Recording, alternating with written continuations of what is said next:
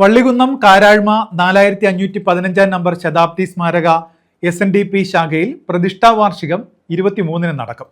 ഇതോടനുബന്ധിച്ചുള്ള സർവമത സാഹോദര്യ സമ്മേളനം മന്ത്രി M. ലിജു ഉദ്ഘാടനം ചെയ്യും.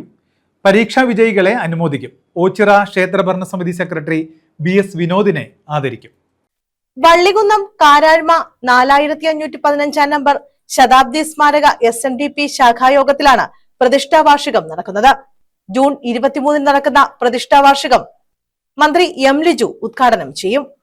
സർവമത സാഹോദര്യ സമ്മേളനം, പുരസ്കാരം, അനുമോദനം എന്നിവയും ഇതോടനുബന്ധിച്ച് നടക്കും.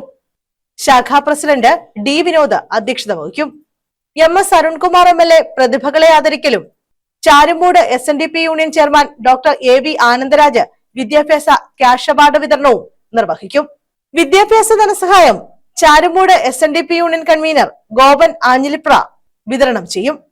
ആലുവ അദ്വൈതാശ്രമം മുൻ സെക്രട്ടറി ശിവസ്വരൂപാനന്ദ സ്വാമി മുഖ്യപ്രഭാഷണം നടത്തും. News bureau, Vallikunnam.